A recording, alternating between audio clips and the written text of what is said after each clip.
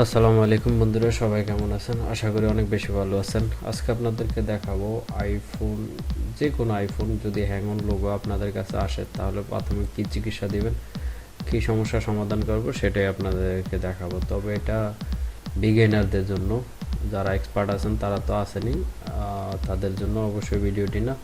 যারা বিগিনার আছেন তাদের জন্য এই ভিডিওটি। আপনারা দেখতে পাচ্ছেন যে অনেকক্ষণ যাবত এই লোগোটাই, শুধুমাত্র এটাই আসে, আর কিছু আসে না।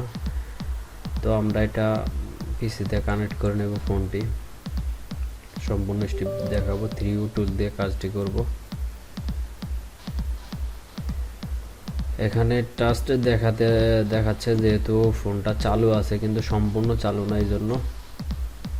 তো আমি ফোনটাকে আবার ডিসকানেক্ট করে নিলাম, আবার কানেক্ট করার চেষ্টা করব।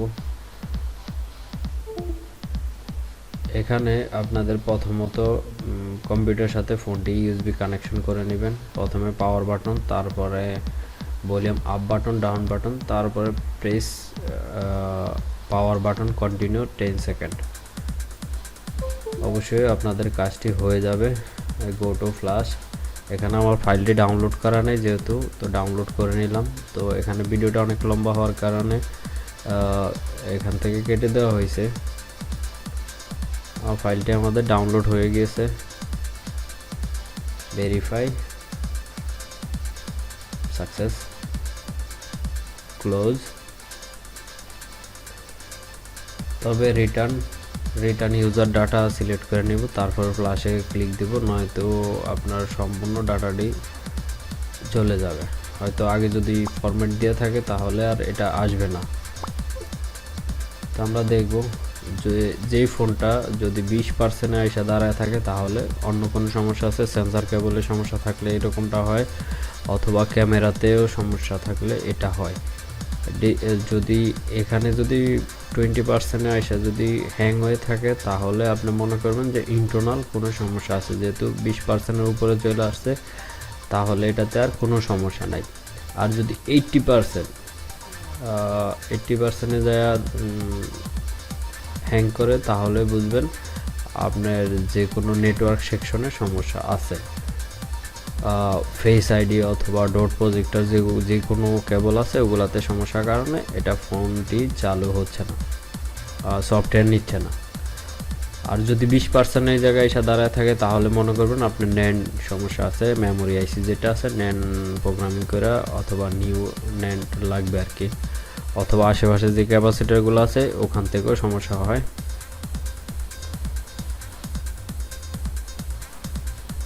Sending firmware update. এখানে অনেকগুলো ফাইল আছে, হয়তো শেষমেশ দেখবেন আর কি। সম্পূর্ণ ভিডিওটি দেখলে অবশ্যই বুঝতে পারবেন যে আসলে কি কি ফাইল নিছে এটার ভিতরে।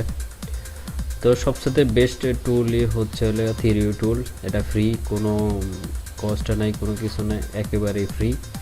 আপনারা যদি 3U টুল লেখা সার্চ দেন তাহলে অবশ্যই চলে আসবে সামনে। ডাউনলোড করে আপনার ফোনটি আপনি সমাধান করতে পারবেন, সমস্যার সমাধান করতে পারবেন, কোথাও আপনার যেতে হবে না।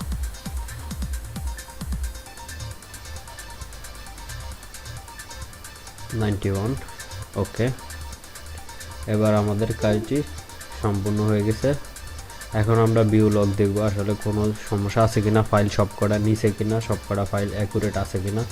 এখানে দেখতে পাচ্ছি সবকটা ফাইল সম্পূর্ণ নিচে কাজ করছে, কোনো ঝামেলা নাই, সব ঠিকঠাক আছে। ফোনটি চালু হওয়ার জন্য কিছু সময় নেবে।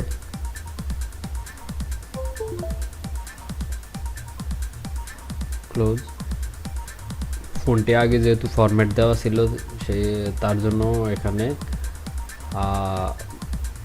এরকম আসছে, ইন্টারফেসে চলে আসছে যে হ্যালো স্ক্রিনে চলে আসছে। তো এখানে ওয়াইফাই আইডি কানেক্ট করে নেব।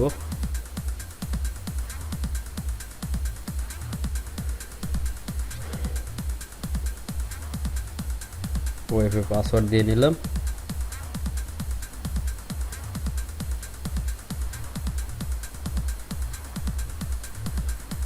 অ্যাপেলের সফটওয়্যার আপডেট করাটা কোনো ব্যাপারই না, অথবা হ্যাং অন লোগো রিপেয়ার করাটা কোনো সমস্যাই না। তো আপনারা যদি জান, একেবারে সহজ, আইফোনের সফটওয়্যার আপডেট করাটা একেবারে সহজ যদি জানেন। একেবারে সিম্পল, কিন্তু ইন্টারনেট কানেকশন কিছুটা ভালো থাকতে হবে। যে স্ট্রং নেটওয়ার্ক থাকলে তাহলে কাজটা সুন্দর হয়, তাড়াতাড়ি হয়। আর যদি আপনার নেটওয়ার্ক দুর্বল হয় তাহলে অনেক টাইম নেবে আর কি, 40 থেকে 1 ঘন্টা টাইম নেবে, এটাই। তো আশা করি আমাদের সম্পূর্ণ ভিডিওটি দেখছেন, ভালো থাকবেন, আল্লাহ হাফিজ।